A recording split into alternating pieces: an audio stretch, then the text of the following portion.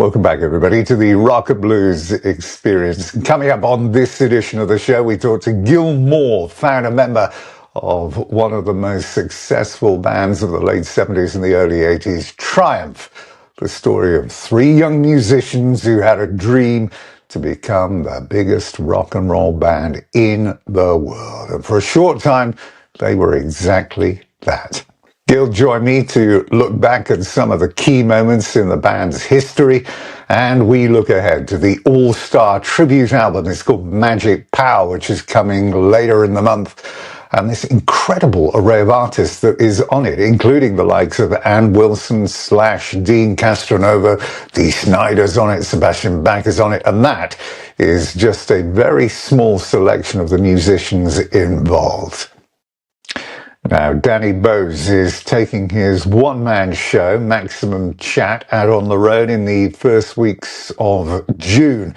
It's been a really tough, horrific couple of years for Danny, but he is getting stronger, both physically and mentally, day by day. And that razor-sharp wit and the humour is as vibrant as ever. If you missed the recent show that we did with Danny, then here's a clip with him talking about life on the road with Francis Rossi and Status Quo. I'll tell you a funny story about Francis Rossi.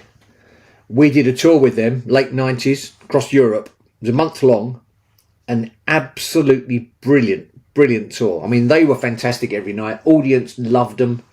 We went out, smashed it every night. And then on the last night of the tour, we were invited to the both bands and all the crews for dinner.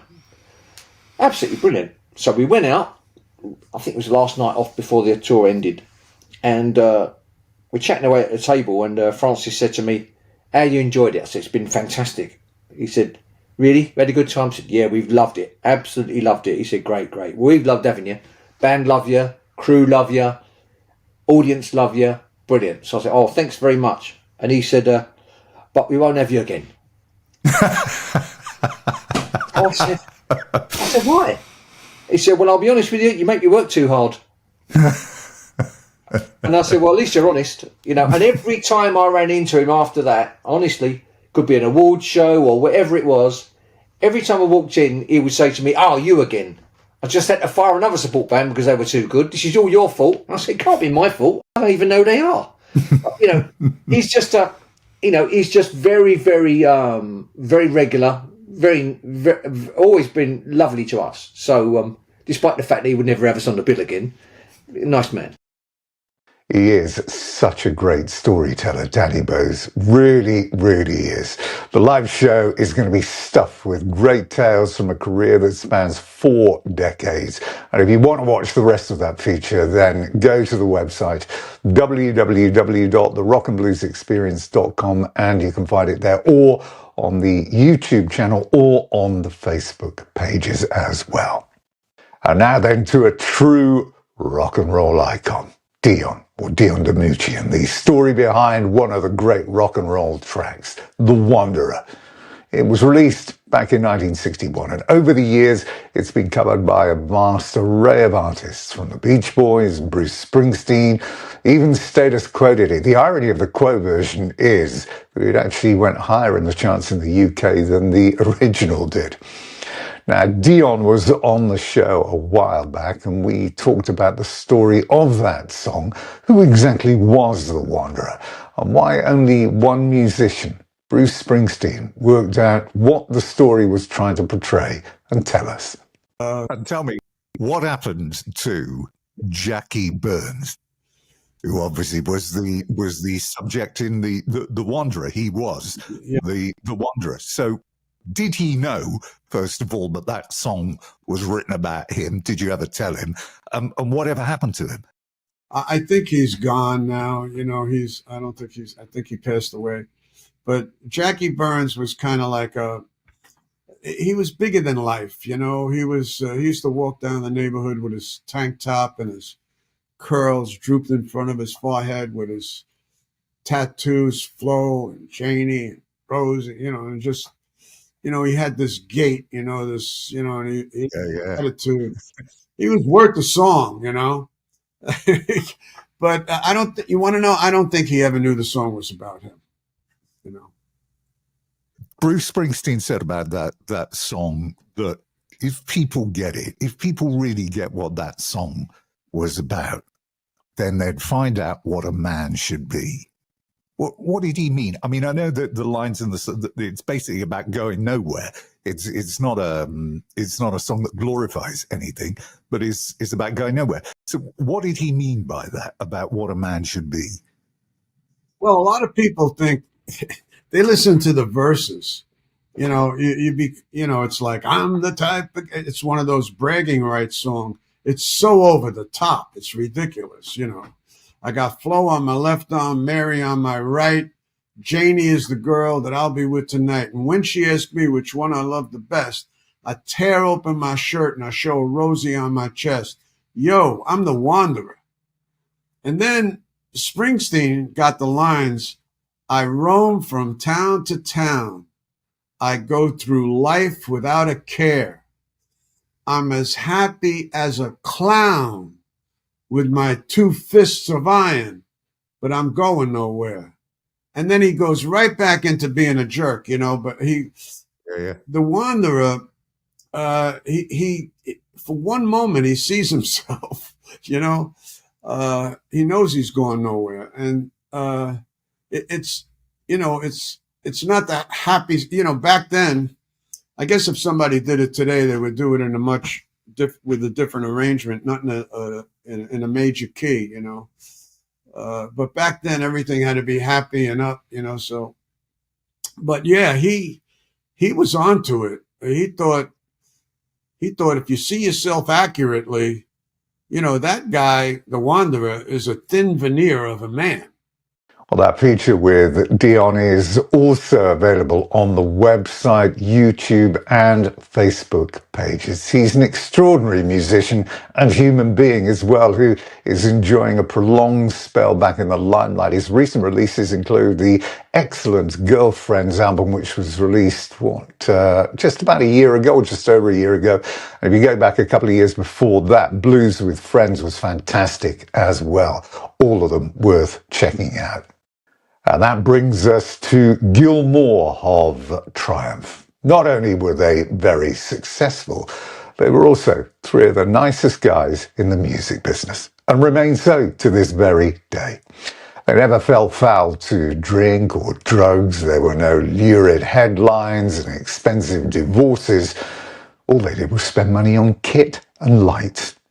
They were 3 very focused musicians with one objective: to become the biggest rock and roll band in the world. And as we said, for a while they were exactly that. As for the fans, well, Sebastian Bach, in the intro to that film Rock'n'Roll Machine, which you might have seen a couple of years ago, he summed it up perfectly. He said, 3 guys from Toronto that blow shit up. What's not to like? Beautifully put. I met up with Gil a few days ago to talk Triumph and to look ahead to this great all-star magic tribute album. And he also reveals more details of the Triumph experience, which will be coming soon. We have a Triumph tribute album that is coming out, Magic Power. But before we get there, let's look at some of the aspects of this incredible journey, which all began over 50 years ago. And indeed, it is the 50th anniversary this year of your live debut. August the 17th, there was a gig listed in San Antonio. I don't know what that was back in 75, but Simcoe High School in September in 75. So 50 years. Incredible. It's been a long ride. And, you know, what's really most amazing, I guess, Tim, over the decades is the fans' dedication to the band and how they just don't forget. I mean, you mentioned the first gig we ever played, you know, in a high school here in Southern Ontario. And we still get people that say, I was at that show. You know, and I'm like, you gotta be kidding me. You mentioned San Antonio, which of course was sort of the American debut of of the band in a bigger venue, and there's still people that put ticket stubs up on. I was there. I can't believe it. Never mind things like the US Festival where there was hundreds of thousands of people that were aware of it. I mean, these initial shows when they first started. I mean, you'd think they would have been long forgotten before, but they're not long forgotten. It's amazing, actually. If there is a template, if somebody was to sit down and write a template, a book for the right way to go about becoming successful, you guys, or in particular, you and Mike would have wrote it. You had that moment, didn't you? Listen, we need to get serious. Are we going to get serious? When you ended the chapter with Abernathy, that amazing band name, the Wash and Dry, Shagmaster's Wash and Dry, which was possibly one of the best names of a band ever. But you had the light bulb moment, and you're sitting there, you say, right, are we going to get serious? Right. Okay, let's go. Yeah, we did. And Mike and I realized that we couldn't do it with the members of the band that we had at that moment. I mean, the vision that we had was for a power trio, which is not what Abernathy Shagmaster was, and by any means. And we didn't know Rick at this point. And we went through a couple other guitar players, on the journey to find Rick, that didn't pan out. And then we got lucky when we found Rick, because it was when we first jammed in a basement after meeting Rick that we realized, you know what, we think this might work, because you don't really know until you play for an audience. Sure. But we were convinced amongst the three of us that we had the right chefs in the kitchen at that moment. And then, of course, as you mentioned, that first show in a little high school gym, the reaction to the band was something that none of us had ever seen in any of our bands that we played in previously. And we realized, well, maybe we got a little bit of lightning in the bottle, or maybe there's a spark here at least, and we can build on this. So we got off to a fast start, I guess. Yeah, that kneading of the guitar god, the story is fabulous. Again, you end up rocking up and singing. The band was called Act 3, wasn't it? They were a bit of a prog band. But this guy, Rick Emmett, and this is where the story is just fabulous. What made your minds up was seeing him do a flying V across the stage, his shoe coming off, and he carried on as if nothing had happened. It was almost a Spinal Tap moment, where what's his name had his arm outside of the clamshell that was keeping him in that film. But he carried on, didn't miss a beat, and you're like, this is the guy for us. Yeah, it indeed was a Spinal Tap moment. I mean, you took the words out of my mouth. And I mean, that's the thing with Triumph over the years. There were I guess every hard rock band, there are always these Spinal Tap moments that the guys in the band are aware of, and they stick like glue in your head. And part of the benefit of that, I think, is that, there's a lot of slings and arrows of outrageous fortune that go along with being in a hard rock band and playing shows in city after city after city. And having those humorous elements were things that kept the three of us laughing. And I've said many times, humor is what kept the band together. Yeah, we were serious about our music. We were serious about our show. We were serious about, trying to, as all musicians are, you're trying to avoid failure at all costs. Did you actually say at the time to Mike, yeah, all right, he can play, he looks good, but can he play Whole Lot of Love? No, I didn't do that. I don't know where that rumor started. Now, as well as this musical talent, which you all obviously had, something else which is completely alien to many is this business acumen that you had, which is rare. So, you sit down with Rick, you wave a check in front of him and say, right, here's $175. Do you want to join?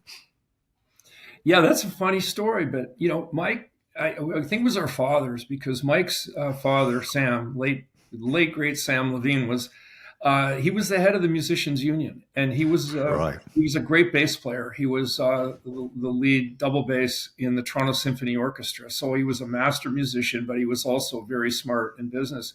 And my father was in business in the rubber business with B.F. Goodrich, and he passed along everything that he had learned in business to me. And of course, he fought in the war, so he learned a lot of principles unrelated to business. But when you've been in a situation where you might get shot down in a Lancaster bomber, it teaches you a lot about life and about determination, and how gives you some guiding principles, I'll say, that you wouldn't have otherwise.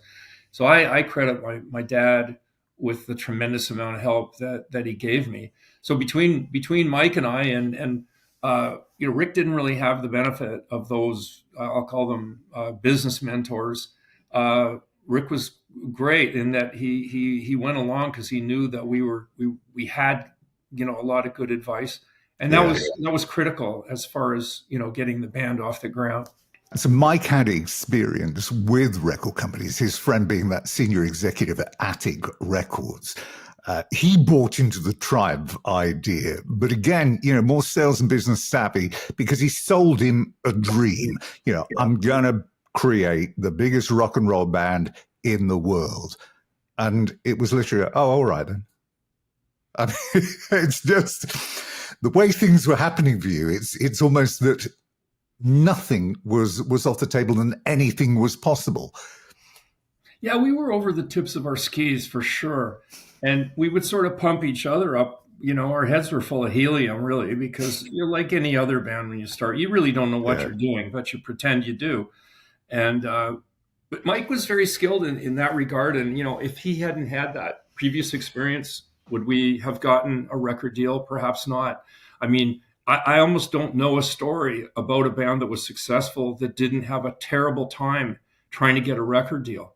Yeah, sure. Stories of great bands that couldn't get record deals until the 10th time are legendary. But we got a record deal right out of the gate before we'd even found Rick, because Mike was able to convince. We had a stupid poster with a devil's head on it, because there were no three musicians, so we had a devil's head coming out of a flaming sea. And they looked at it and they go, well, what's this? And we went, well, can't you see? It's a devil coming out of the sea. It's great. The sea's burning. Makes a lot of sense. It was very Spinal Tap-ish. But they bought into it. And, they gave us money to make a record. And then we found Rick. And then we did look like we knew what we were doing. Three guys with a dream who had a plan. Now you had a job to do on top of it, But right at the get-go, again, great decision-making from you guys, because rather than do what others would have done, which was go out and spend it on drugs, booze, and women, you invest in the band. You get kit, lots of kit. You have a big truck with your name on it. And this old adage that you had at the time, go big or go home. Whatever we could afford to do, we did. If it meant no pay, then there was no pay. Yeah, you're right, Tim. I mean, a lot of bands, especially hard rock bands, they blew their money on booze and drugs and women, and then the rest of their money, they just wasted it. I knew that was coming. And I was always into the gear, and I was always saying, let's get more of this and more of that. And we just started, like you said, we plowed the money back into the equipment, and a lot of it was kind of naive kind of homemade stuff. But we were always trying to do something that was going to enhance the performance one way or the other, either bigger sound or bigger show. And we enjoyed doing that. We operated kind of more like a sports team from an attitude point of view, because with only three musicians, it was kind of like, okay, let's get out. We got to win the game. How are we going to win the game? So the more, sort of we were able to create this theater around what we were doing. It was like the theater was the fourth band member, and it gave us a space in which to operate. And that never changed the whole career of the band. We were always, working on that, the theatrical aspect of it. I mean, it never superseded what we did, even though a few critics accused us of it. Music was always the most important thing, but this was definitely something that we believed in, investing back into it so that the audience wasn't getting cheated with just the same old. And then you get all the licenses. You get the government license to enable you to get hold of all of the kit to work on with the pyros. And there you are in your garage, your garages. This is at home, perfecting the use of pyros, seeing what had worked, trying to get the right mixtures. And it was not, was it, without the odd accident, including one very famous one with you blowing out a picture window at your house. Well, yeah, that's true. I did. And there's back, you have to remember in those days, there were no professional pyros. I mean, this was, at the very, very, very beginning, so there were some companies that had invented some pyro powders and stuff like that. It had really evolved out of the magic world, of things like, flash paper and fire breathing and all of that kind of stuff. So I was experimenting with all this stuff, but when you're a kid, you don't know what you're doing and you don't know what risks you're taking. And, so we managed to blow ourselves up, a number of times. We all got hit. We all got burned one way or the other. Fortunately, we never hurt anybody else, which was great. The only people we hurt were ourselves, but nowadays it's all regulated. There's professionals that are licensed. It's a whole different deal. That was the Wild West. On stage, you had to start using pyro cues, didn't you? The red light comes on, get out the way. Yeah, we had some pretty serious stuff going on, and you had to keep your distance. So every Cinderella story, there's a moment that you can point to in the years gone by and say, that is where it all began. That's when it became real. And that was when Sammy Hagar, pulling out of the event in San Antonio, you step in last minute, you had your own guitars, but it was all hired in kit. And from that moment on, you never looked back. That was it. It was the touch paper had been lit. Everything from that moment on was just 100 miles an hour. But what a moment. Yeah, Tim, it was incredible, really, because we were not ready for prime time. I mean, we were still, like a fledgling band playing, at that point, the biggest thing we'd ever play is probably like 1,000 seats or 1,500 seats or something like that. And the Municipal Auditorium was 5,500. It's burned down now, but, that was a big leap. Plus, it was a leap into Texas, where we'd never been. And, we were thinking, there might be a lot of ticket refunds when Sammy he bailed out on the promoter. I mean, he did us a huge favor when he did that. He went to open for Kiss at Madison Square Garden. The promoter called us because we were getting all this airplay. And it's a fairy tale story. And he said, well, you come down here. And I said, we were like, well, won't you have to give a bunch of refunds? And they went, we don't think so. Like, your record is just like knocking it out of the park here in San Antonio. We think that, we may give a few refunds, but we also get some uptake. It's hard to say. The darn thing sold out clean. There wasn't one seat available.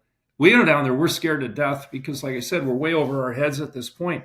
But from the minute we walked on stage to the minute we left stage, it was like two different bands, because when we're in the dressing room before we go on, we're kind of scared to death. Well, we've never done this before. I hope we don't screw it up. And then when we came off, after the place was going crazy and encores and everything like that, and we're in the dressing room, this is the first time we ever played a big venue, or biggest at that point it was. And we realized it worked. Suddenly the proof's in the pudding, just like that in one show. And then all of a sudden your confidence level goes through the roof. And all of a sudden, playing, venues of that size, let's say, didn't really mean much. And it was just like rinse and repeat. We can do this.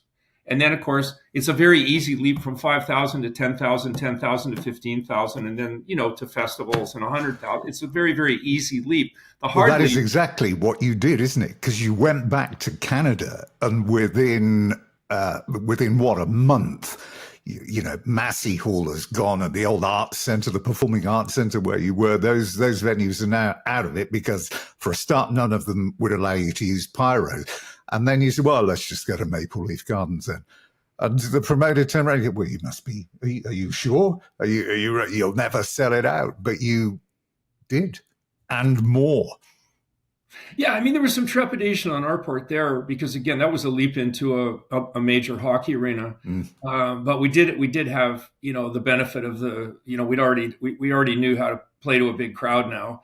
So it was, if it wasn't for the fact that it was a hometown gig, it probably wouldn't have been as nerve-wracking. But we had the very same experience there. We played, it worked. The tickets were sold. The audience reacted. Like everything was like, okay, we're on a roll now. Now all we've got to do is get into the arena circuit in America, which is exactly what happened. Okay, so you played that night, didn't you, at Maple Leaf Gardens for no guarantee, but you got the ticket sales. Yeah, well, I don't blame Michael Cole at the time. I mean, he was like, you guys aren't ready to play Maple Leaf Gardens. You haven't even sold out Massey Hall yet. But of course, we got barred from playing Massey Hall because the fire marshal wouldn't let us play there because it was an older theater. And the fire marshal did us a huge favor. And so our the decision at that point to Michael was, okay, well, if you don't believe it, don't guarantee us any money. We'll just play for percentage, and we'll show you. And we did, and it worked. He sold the tickets. Everything worked out great, and the rest is history. So word goes out, show's getting bigger. You're winning all sorts of awards for innovation in your shows, as well as the music, the innovation in the shows. I think that was Performance Magazine. And clearly what was known as the NGE, the net gasp effect, was working a dream. Yeah, so we invented that phrase because we always felt the show should have these punch moments of one sort or another. So they would always be based on a musical moment or beat, let's call it, or some sort of a milestone moment within the performance. But we always tried to do something, with the theater of it, with lighting or with lasers or, with any sorts of there were no such thing as moving lights, but we had invented a few, things that emulated moving lights back then. Like for example, something as simple as police car lights. And yeah, sure. We're always trying to come up with something, fog, like just make the thing bigger than it really is. So what we would do is we would gauge the audience reaction to what we were doing by, how far the jaw would drop. So the net gasp effect meant, it's a great line. That was great, net gasp effect. Yeah. Because the bands, when you're a young musician and you're playing and trying to get your way out of the Joe's Bar or the church basement or whatever, you're used to people yawning and going to the washroom and oh, these guys, whatever. You're used to those kind of facial expressions. So what you really want is you want the audience, closing in on the stage. And so that was our funny way of talking about the jaw drop. How hacked off were you, right, when the Jacksons rolled in to have a look at your show? Because they'd heard about how great this band and the light show and the whole event was. So they come in, they watch it, and they agree everything's fabulous. They meet you, they talk to you, and then they end up stealing your lighting director. Well, it's been exaggerated, let's say, over the years. They didn't really steal anything. Let's face it, everybody gets ideas from everybody else, and we start with Led Zeppelin and how many guitar players learned something from Jimmy Page. So as far as the show went, that's a true story. I mean, they just came in, they heard that what we were doing was something special, and they were looking for something, to take out with, at the time, what they called the Victory Tour. Yeah. And it was kind of cool. We met him in a restaurant, several of the guys in a restaurant in New York, a few years later, and we chatted about it. So I don't know, but there was no comparison between the bands or the audiences, for that matter. The fans of the Jacksons, I don't believe were Triumph fans so much, and vice versa. So I don't know that there was much crossover. 200 live gigs a year or more, and then 1980 you make it to the UK. November the 6th, 1980, you're playing at the Gaumont in Southampton. And November the 7th, I remember, because I was there. Wow. at the Colston Hall in Bristol. You had a guy called, was it Bill Churchman, who was driving you around as well at the time. So what were your memories of Rocky, apart from the fact that the weather's crap and the hotels weren't very good and didn't have radiators? Well, you forgot the food. I think the problem that we had is if for whatever bad luck reason, it seemed like either Mike or Rick or myself would get sick every time we came to the UK. Guaranteed. It couldn't have been Mike who didn't sing lead vocals. It had to be me or it had to be Rick that would get the upper respiratory thing going. But seriously, no, I do remember those times. And Bill Churchman, who we adored Bill, and of course he pronounced his first name Bill. So on day one, we all looked at each other in the back of his Daimler, and we said, "Well, we're going to call him Bill from now on." He was a great guy, and he was way beyond a limo driver. He was a I don't know how to describe him. He was an amazing chaperone for these three lunatic kids from Canada that were over there, not knowing what they were doing. 6 months later, you're back in the summer because of the festival season, which were just getting going over here. They had the new wave of British heavy metal and all of that. But you had an appearance, a very memorable day at Port Vale Football Ground for Motorhead Aussie. Frank Marino was on there, Mahogany Rush, Riot and Vardis. You carried Phil Campbell up the steps onto the stage because he'd had so much booze to get him to stand up to introduce you. Well, you know what? We love the guys in Motorhead, I got to tell you. And, Ozzy was there, and he was a very affable Ozzy at that time. That was the first time we met him, actually. And it was some kind of gig. Unfortunately for us, that was the one time in our career where we had an unfortunate mishap with the PA system. For some reason or other, 50% of the PA system died, like right out of the gate, like either in our first song or shortly thereafter. I can't remember. And we all looked at each other like, what the heck? The sound just fell apart. And we had to keep soldiering on because it was a festival. We couldn't, kind of stop. It wasn't our PA system. It was the festival's PA system. So it was tough to play that, but it was a lot of fun to be there. It was a lot of fun to, hang with some of those guys. And as you mentioned, Phil was, he was a lot of fun. The most memorable live event has got to be the Heavy Metal Sunday 1983 in California. And they changed the format of that festival. Mark Wozniak and Bill changed it. And you'd had the New Wave Saturday. I think David Bowie was there. You two were there. But Heavy Metal Sunday with Van Halen, Scorpions, Ozzy Osbourne, Priest, Crew, Quiet Riot was outsold everything else by 2-1. That's how popular it was. And I think, wasn't that the first event where a band, i.e. Van Halen, picked up a 1 million advance for an appearance at the festival? Yeah, I mean, now it seems like the dollars have changed so much. I mean, there's lots of acts now that get $1 million to a show, but there was nobody getting $1 million then. That was bands were still well paid. Of course, if they could sell out arenas, they were getting well paid. But you got to remember, tickets were what, $15 for most shows.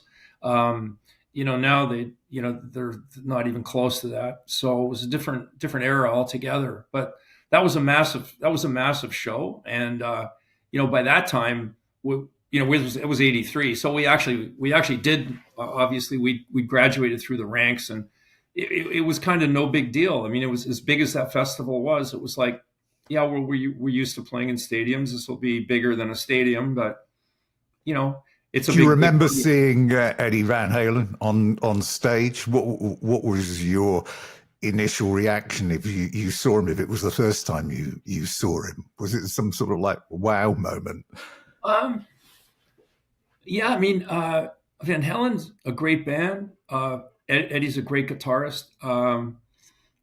But I think the guitarists that I personally tend to Yeah. gravitate towards, of course, I love Rick's playing. Obviously, I'm biased there, but other guitarists I think that are have come out of more of a, the British mold that came from the Ritchie Blackmore school Sure. the Jimmy Page school, and to me those guys, and again I'm a drummer, so who am I to say this, but to me, it gets back to the blues. It gets back to Albert King playing guitar and things like that, and how they adapted blues guitar Absolutely. into rock. How Eric Clapton, through the Yardbirds and so on, and how that evolved. And so many, as you know, Tim, so many great guitarists came from the UK. So I Before didn't we really. come full circle to Never. this new album, one other business decision that you made really does stand out, and it's when you signed the rights of your music and Universal took over the rights. You loaned them. You let them have it. It was basically a lease, and everything came back to you after a decade. And again, possibly one of the smartest moves a band's ever made.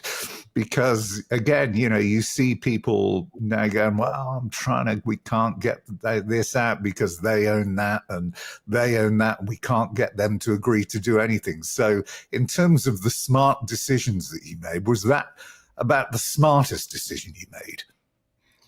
Well, it was good. I mean, I'll go back and we were young guys. I mean, I'll credit our fathers. Business influence, like we talked about earlier in the interview. That it didn't seem logical to, give a lot of things up. So I know that when we played the US Festival, and the contracts came through and so on, and I told our agent at the time, they're going to record the performance, so I don't want them to own that. So it became a negotiating point, and like every other thing. But we were the only band, as far as I know, we were the only band at the US Festival that ended up, owning the rights to everything that was done, and we just licensed back our team licensed back their broadcast rights for the windows that they chose on. I think it was Showtime at the time, and somehow just knew that, well, down the road this is going to be something that we want to control. So I mean, through that I got to meet Steve, which was great because we've been lifelong friends, and we were, I think, the only band, certainly on Heavy Metal Sunday, we're the only band that he introduced on stage. Absolutely, yeah. So that was pretty cool, and I always thought he was a genius. I still think he's a genius, and we've remained friends all these years. So here we are, 2025, and over the last few years, we've had the renaissance, if you like. We had the excellent biopic, Rock'n'Roll Machine, and now we have Magic Power, this fabulous all-star tribute. It's been in the making for a few years. And what stands out here is the A-list of contributors that you've got. Sebastian Bach, Carrie Ann Aronoff, Joey Belladonna's there, Tommy Aldridge, Lawrence Gowan, Slash, Dean Castronovo, Nancy Wilson. I mean, it goes on and on and on. Dee Snider. How impressed are you with what has been produced here? Because it is, on first listen, it's fantastic. Tim, honestly, the band, I can speak for Mike and Rick. Like we were really humbled that these great musicians and singers would play on this album, and Mike Klink obviously did a masterful job on the recordings and the mixing and supervising everything, and credit goes to him for putting this together. But we feel a real debt of gratitude, not just to Mike, but to all these great musicians. And it's listening to it. It's just something as a young band, I still, as Mike and Rick do when we get together, a lot of times what we talk about, we don't talk about when the band was successful and we were doing big things. we tend to talk about when we first started and we didn't know what we were doing. That's the funny stuff. And you see, you never can imagine, that like things like Hall of Fame awards or gold records or, much less a tribute album. Those are so fanciful that they don't really even cross your mind. And then when it finally happens, you kind of just let, I don't know, you're somewhat speechless other than just to say thank you to these people, because it really is nice that they did this. Because let's be honest, I said this to you at the start, 20 minutes ago or so. Most tribute albums, I think we're allowed to say, really, they are crap. I mean, they really are. I mean, you're not going to buy that to put it on, or if you do, they've caught you in a weak moment. You've seen it with money off. It's a vanity project, basically. But this is very, very different, and you can tell the amount of work and the love that has gone into this. Yeah, who's going to sing what track? What is the optimum voice, the optimum performance of the guitar player and the drummer? Which ones are going to sit perfectly here? They haven't just said, right, okay, we got a list of the greatest hits. Here's the bag, and we're just going to pull names out of a hat. There's a lot of thought that has gone into this, and it just sounds like a great new rock album, to be honest. Well, again, if you look at, Mike's credentials, from Guns N' Roses to Metallica to all the stuff that he's done, and you just realize he's a master in the studio. You put him behind the big board and you have a lot of people comfortable on the other side of the board, whether they're playing guitar or drums or singing or whatever the case may be. And he as you say, he custom tailored or took a bespoke approach to all the songs, and it really shows.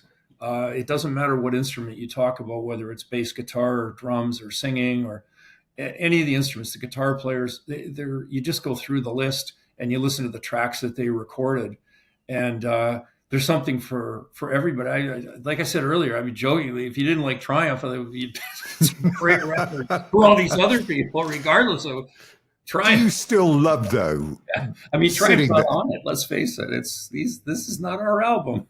It's their album. Do you still love the fact that you can sit down and you can look at these guys and you can look at what they've said in the sleeve notes and whatever? Dean Castronovo. Hey, no Gil, no Dean Castronovo. I learned everything off of this guy, and how your careers affected them when they were young. You were the catalyst for them to become involved in the business and become a rock star. Does that give you this sort of warm glow inside, a feeling of satisfaction? Yeah, I mean, honestly, what Dean said, and I mean, anyone that's seen Journey, it realizes what a great drummer he is, and more incredibly, really, because there's not many drummers that sing. He's an unreal singer. He's just amazing. Yeah, he is. And I would not wish on my worst enemy having to sing Rick Emmett's songs, because the vocal is so high. You better have tight pants on for sure if you're going to take a shot at it. But I mean, Dean can just knock it out of the park. And, the things that he said were very kind. I mean, he gives me far too much credit. It's, I don't know. It really was. Yeah. What did you say? It warms your heart or something like that? Yeah, absolutely. I think you nailed it, Tim.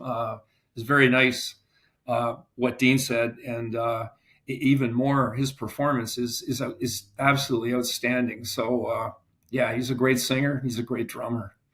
And as well as the album, you're taking advantage of all of this sort of upsurge in interest in you guys and your careers, because there is in production, if you like to call it, the Triumph live experience in the making. You're working with Paul Dexter, the guy who was worked with you on the lighting way back, who was on the Dio and Frank Zappa hologram. What's the timeline on this? When do you think that you will be happy taking it to the world?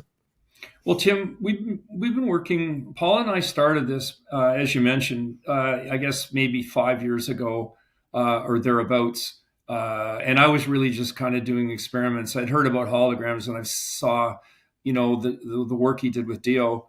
God rest Ronnie, and uh, that got me a little bit interested because I thought I don't think Triumph's going to be able to play live shows anymore at this stage, but maybe this is a way we can kind of keep the band intact. And it was really because the relentless amount of correspondence we get, especially over social media from Triumph fans saying, one more tour, one more tour, one more tour. It's just like an echo in the room that just keeps going. So I was thinking, how can we do this? Mike and Rick thought I was crazy, probably, but anyway, I got together with Paul, and then they thought we were both crazy. But we came up with an idea to move this into mixed reality and get away from these hologram tours, because the hologram is not the hologram itself is nice, but it's not what Triumph. It wouldn't work with Triumph the way Paul and I envisioned it. So we need a different direction, and we weren't sure what the direction was. So we've been experimenting with different technologies and so on. We've been about through 3 or 4 of them, but where we've landed now, we feel like the technology we have nailed. But I think more importantly is somewhere along the journey, Paul and I realized it's about more than technology. It's about more than the presentation of the show. It's about the feel. It's about the narrative. It's about the experience. And so we didn't know it's not a play. It's not a movie. It's not a concert. It's kind of all of those things mixed together like a tossed salad. But what keeps that together, or keeps a focus on it, or gives it its heart, is a narrative. And Yeah, sure. we decided, and Paul and I have worked hard on this, figuring out, okay, what is Triumph mean? Like what is it about Triumph? Did they have anything, or were they just three guys that played guitars? And what meant something to the fans, and what we identified when we really analyzed what the audience was telling us, it was positivity in lyrics. So it was about phrases like you just mentioned, never surrender. It was about those things. And there's so many folks have sent, all over Facebook with tattoos with some of these lyrics. And you realize some of the backstories about illnesses or, bad experiences in life, when that's when the music actually had the biggest influence, was at times were tough and things weren't easy. And we thought, okay, so maybe there's a thread. That's the thread that we have to figure out how to make this show about that. And I have a charity that I've started up here in Canada called Sounds Unite Canada. And it's about helping kids get free music education and keeping music alive in the public school system, and not letting making it cost prohibitive. Just like sports, because I don't think kids should be denied sports. I don't think they should be denied music education. They're like air, water, and food, for the soul, for the brain, for so many things. And so, what we're going to try to do with this show, the goal of it is not so much that it's just Triumph. Yes, it is. There's a power trio on stage, and then you have Mike, Rick, and Gil virtually in the show. So you basically have a 6-piece trio. But the goal is people are going to hopefully leave and be exhilarated and have a feeling of being brought together through music. That's what I'm trying to accomplish. That's what Paul's trying to accomplish. And now Mike and Rick are really into it with me, as is Phil X, as is our manager, Jason. And that's what we're going to try to bring to the audience. We're going to try to bring to them an experience that goes beyond just Triumph's music or a hard rock show, and pull something more out of the show than what you might expect, and deliver that to the audience. People now are much, much more open to this. It is all about entertainment. Dio maybe came a little bit too soon, but it certainly was the seed and the foundation that was planted then. Kiss are going to be doing something. And if you want to look at the most successful variant of this, then you just have to look at the ABBA experience in London, which plays out to packed houses every day of every single week in the year. So there is a market, there is an interest, and people will come if it's good. Yeah, Tim, I've been asked a lot about the ABBA show, and what we're doing is completely different. I think the Abbott show is great. I mean, I haven't seen it in person, but I've seen, film of it and so on. And it's brilliant, but it's a residency. And, what we built, Triumph was built by playing, all the tertiary markets, as well as the Chicagos and New Yorks and Toronto and so on. We had to go out and play the smaller cities. That's the way you broke an act back then, because it was regional radio. There was no internet, as you know. There was no Spotify or anything like that. So you had to go play for the people. That's the backbone of our audience. That's what Triumph is. It's those people, a lot of them from small towns as well as the big cities. And so we decided, Paul and I, again, when we were working on this, we're like, we don't want to do a residency. You could with what we've developed, but that was not the intent. And with a residency, you have a lot of advantages technically, and that's why in some cases it makes sense to do it in one location where you have more control and you don't have to deal with the variables of different venues. But we decided the trick for us was to see if we could take it back to kind of the roots of Triumph, where you would play, the big markets, but you would also go and you would play the small markets, and you would go right to the people that supported us from day one, wherever they are. That's fantastic. So one last thing. Out of everything that you've done, and I include all the work that you've done with the school and the Metalworks studios and the working with the kids and the charity and the music and the film, what's given you the most satisfaction in your career? It's hard to say. I mean, at different times, taking Triumph, I think any musician that starts, with your fledgling band, that we all start with, it doesn't matter who, you take the Beatles back. They were in the Cavern Club at one time, right? So they were having a guy in a bar that could fire them, all musicians can relate to that. So it's, getting to the point where you actually have a career in fans and you're selling records. It makes you feel great. But I have to say, as the decades go on, I wanted to stay in Toronto and not tour. I wanted to be with my family here in Mississauga and be with my kids.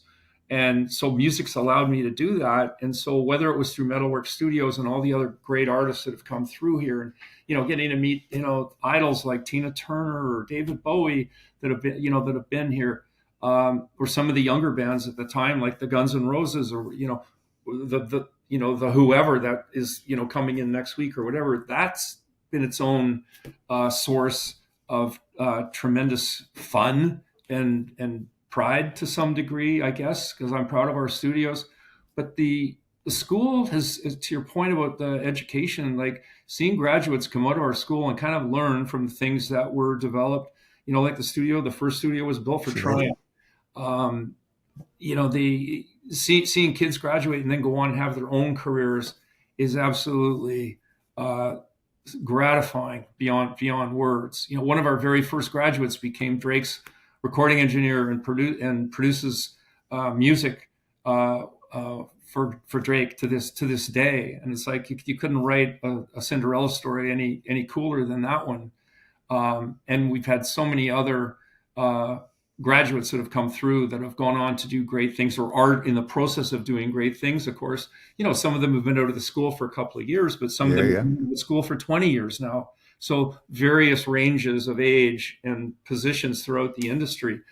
But I feel a sense of victory or reward every time I hear about someone that actually went to our school and is doing something in their field in music. They're all related to music one way or the other, whether it's performing or writing songs or engineering or whatever.